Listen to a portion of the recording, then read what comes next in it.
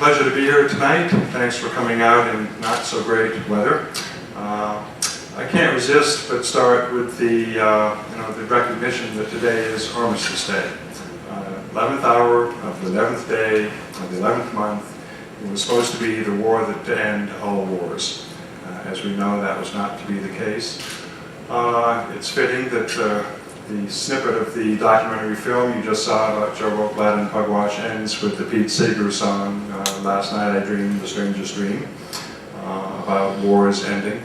And I have to tell you that not only is the Pugwash movement, the Pugwash organization, dedicated to eliminating nuclear weapons, but it was part of Joe Boutwell's credo that hand in hand with that had to be the abolition of war as a social institution.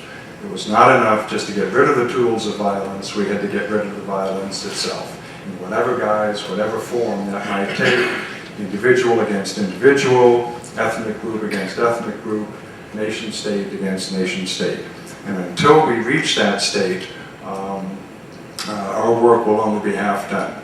Now, if we get into a discussion later about what is the most feasible way to try and eliminate nuclear weapons, I will argue that I think they can be eliminated before war itself has been abolished. And then indeed we have to, because as long as nuclear weapons exist, they will one day be used. But that doesn't negate the importance of moving ahead institutionally, societally, psychologically, in whatever form we can to abolish war as a social institution. I'm going to pretty much throw out the prepared talk that I had put together with slides because the 10 minutes that you saw of the film so accurately and wonderfully describes both who Joe Boutwell was as a person, the only scientist to voluntarily leave the Manhattan Project, which he did in December of 1944 when it was apparent the Nazis were not going to be able to acquire the bomb before the end of the European theater conflict. And that was Joe's main motivation for having joined the Manhattan Project in the first place. He was Polish. He had left Poland in August of 1939, shortly before the Nazis invaded. Unfortunately, his wife was not able to get out. He never saw her again. And he dedicated the rest of his war years to working with Britain and the United States on having a nuclear weapon purely for deterrence purposes should Hitler acquire it. Hitler couldn't acquire it, so Joe left the Manhattan Project in December of 1944 and suffered for the rest of his life. He was subject to House Un-American Activities investigation in the 1950s. He was pilloried in the press. The FBI went through his belongings as they were shipped out of Los Alamos. And forever after, he was hounded and tainted by some as having been a traitor for having left the Manhattan Project. Any of you who had the pleasure and the honor of meeting Joe Boutwell, you truly were in the presence of one of the world's great figures. I want to pay homage tonight to the relationship he and Mr. Ikeda had for many years, for the work that SGI and Pugwash did together in very different ways. And I hope in our conversation, and I do really want to leave as much time for discussion and conversation as possible, because one of the things I want to lay out for discussion tonight is the different strategies by which we can try to eliminate nuclear weapons. As the film mentioned, and as we heard in the introduction, Pugwash works very much kind of under the radar. We bring together scientists, policymakers, military officials for very quiet meetings among parties in conflict, be they Iranians and Israelis, Indians and Pakistanis, Koreans and Chinese and Japanese. We bring these folks together, creating a space for dialogue, much like SGI does, but among elite scientists and policymakers to share ideas in a non-confrontational forum that they can then take back to their governments to try and find a way out of the conflict scenarios and the conflict traps that they find themselves in. So we work kind of sub rosa, having these people meet under Chatham House rules with no press. We're not a public organization, we're not a grassroots organization, we don't try and stimulate or motivate public opinion per se in support of the goal of eliminating nuclear weapons. Not, say, like the People's Decade does. We don't have those type of tools. Frankly, we don't have those types of resources. It's not what we do best. Other folks do that far better than we do. nonetheless, I would posit that if we're going to get to a world without nuclear weapons, we need public support. We need public support pushing the political leaders, not only the administration, say, of Barack Obama, who has made this a centerpiece of his policy, but the political realities are that in order to get there, we have to have important treaties ratified, like the Comprehensive Test Ban Treaty. If there is a fissile material cutoff treaty, that will need to be ratified. And it's an incredibly difficult political chore, getting 67 votes in the Senate to ratify these treaties. So we have to have the type of bipartisan, across the political spectrum support for these goals and these initiatives that will come from public opinion. And I'd like to have some discussion from you and ideas from you as to how organizations like SGI or Pugwash or others can bring these to the fore, because the reality is, and we all know it, nuclear weapons are not at the top of most people's agenda in terms of what they wake up every morning and worry about.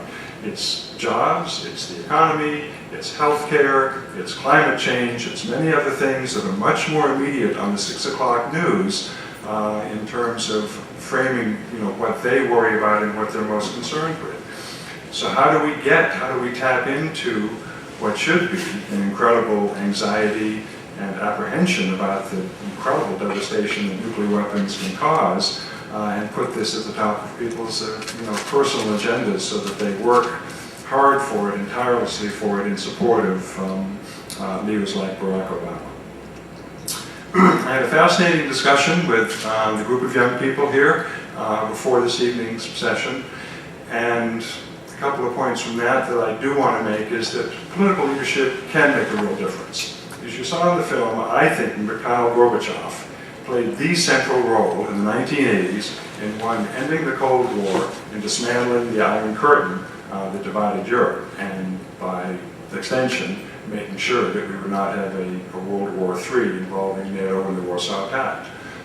It took incredible political courage and sagacity on his part to recognize this was not a viable path for the Soviet Union. There's been a lot of turmoil in Russia and the ex-Soviet states since then, but I would, argue that they're far better off now and have a much brighter future than they did under the old Soviet regime. So Gorbachev played an incredibly important role in that.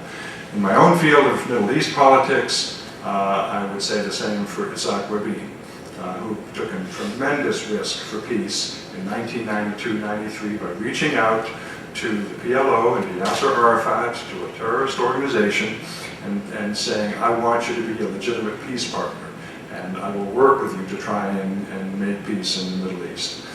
As we all know, unfortunately, Rabin was assassinated by one of his countrymen and did not have the opportunity to put that into place. And Israeli domestic politics being what they are, things went south after Rabin was assassinated. The other two folks that I've always been most admiring of are Sadat and Begin in the late 1970s with Camp David and the breakthrough in Israeli-Arab relations with the Camp David Treaty and Egyptian-Israeli normalization. And as we know, in effect, Sadat paid for that with his life when he was assassinated, I believe, in 1982. So decisive political leadership can make a difference. Barack Obama has made some important steps in that direction. His Prague speech in April of this year, calling for and espousing the goal of a nuclear weapon-free world. First time a sitting president has ever done that. I mean, it's light years away from what even Bill Clinton was willing to say, and I had a lot of hopes for Clinton in the 90s at the end of the Cold War, which weren't realized, but we won't get into that. Obama has come out four square in support of that goal. But he needs to do much more. And it's easy to say that, but at the same time recognizing that he has so many competing demands on his time. From climate change to the healthcare reform, to getting the economy back on track, to just reasserting a cooperative, collective U.S. partnership with the rest of the world. He's got a lot of kind of frayed ends to mend in terms of America's relations with countries around the world. But if we're truly going to move this goal forward of eliminating nuclear weapons, Obama does have to do a lot more. one of the things we discussed about in our session before this talk tonight with the students, going to Hiroshima. No sitting American president has ever gone to Hiroshima or Nagasaki and made a speech about nuclear weapons. We're the only country that's ever used them in wartime, and the Japanese are the only country that's ever suffered their use in wartime.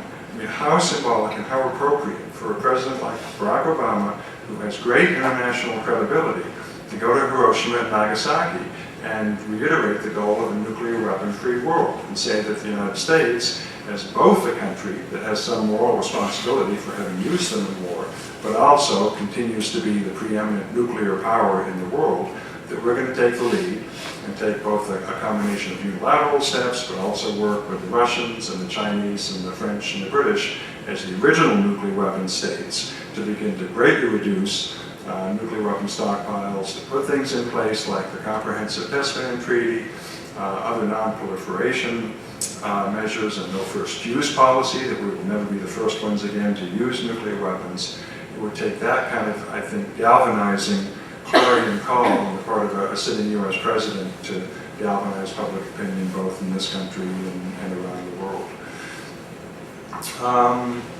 Again, I was going to give you some more background on Pugwash, but the movie really did that very well. Pugwash started out as an organization primarily of scientists, of physicists, people who worked on the respective bomb programs in World War II. It's expanded greatly. We now have chapters in over 50 countries around the world, and we have as many, if not more, policy experts, military leaders, even business people in Pugwash as we do scientists. Because frankly, the nuclear weapon problem was no longer a scientific and technical problem like it was in the 1950s and 60s. There was still much uncertainty back then about radiation effects and circular error probable and blast effects and how effective these things would be. We know that nuclear weapons are truly a genocidal or homicidal weapon, that if they're ever used, they will be indiscriminate, and they will, to my mind, fall fully under the UN Convention on Genocide. Whoever uses them, I think, should be prosecuted for crimes against humanity and for engaging in genocide. If a nuclear weapon isn't a genocidal weapon, what is? But Pugwash has expanded its agenda, expanded its kind of participant base a lot in the 52 years that we've now been in operation. And we work as much in regions of conflict, as I mentioned before, with Iranians, Israelis, Pakistanis, Indians, in those places where the risk of conflict is the highest and where nuclear weapons are present and could be used if conflict ever breaks out. But as I said before, we do work very much under the radar. We had a series of fascinating meetings last year that involved Hashemi Sameh, who was the top advisor to President Ahmadinejad of Iran, meeting in Europe over a series of 4 meetings with top U.S. officials, including Bill Perry and others, but totally out of the limelight, just as a back-channel way of trying to make more transparent the Iranian view of the nuclear impasse and the U.S. view. The domestic politics being what they are, both in Iran and the U.S., we haven't made much progress since then, and I'm afraid we won't until the power struggle going on within Iran sorts itself out, where almost paradoxically, if you've been following the news about the Iranian acceptance or supposed acceptance of the deal to send all of their enriched uranium to Russia to be fabricated into fuel rods for a medical research reactor in Tehran, but now they seem to be reneging on that, or at least haven't fully moved to accept it as a solution to assuring the international community that the enriched uranium they have will not be processed into military-grade weapons material. It looks as if Ahmadinejad is the moderate within the Iranian debate, that he is in favor of moving ahead with this deal, whereas some in the Revolutionary Guards and the religious establishment are not in favor. So, it's tough to tell for sure. Iranian politics are not easy to decipher, even for the experts. But until that sorts itself out, we're going to be probably in a stalemate in terms of resolving the Iranian issue. But at least for its part, Pugwash continues to create the space for dialogue, to provide the venues for people coming together to explicate their views and to make their views better known to the enemy. And as we talked about in our session again before this meeting, demonizing the enemy is so important for security policies and for generating support among domestic publics for military expenditures and for the continued role of nuclear weapons. It happens between India and Pakistan, it happens between Israel and Iran, it happens between North Korea and the outside world. One of the participants in our discussion earlier made the very valid point that nuclear weapons and the United States as a bogeyman is probably the only legitimacy that the North Korean regime has in keeping a hold on its people. Certainly they don't provide the necessities of life or of social cohesion or anything else, but as long as they can scare their populace into thinking that the United States might attack one day, ergo we need nuclear weapons to deter such an attack, that's one way they stay in power. Well, if the US and the other established nuclear powers themselves could begin to devalue the currency of nuclear weapons, to diminish the role that nuclear weapons have played in security policies for, these many decades, we might be able to create a new mindset where people wouldn't see the supposed prestige, either technical or political, that comes from having nuclear weapons. We also have to do some fundamental rejigging of international politics. It's no longer credible that the 5 permanent members of the UN Security Council are the 5 original nuclear weapon states. How can you argue that France or Britain deserve a seat on the Security Council when countries like Indonesia, South Africa, Brazil, Japan, Germany don't? It's all based on nuclear weapons and having nuclear weapons. So we need new ways of resolving disputes, adjudicating disputes in the United Nations, of ending violence between countries. And for its part, Pugwash Conferences tries to work below the radar and bring people together. But it's going to take a lot of public support as well, and that's where groups and organizations like SGI are so important. So with that, I think I will finish and we can have some discussion.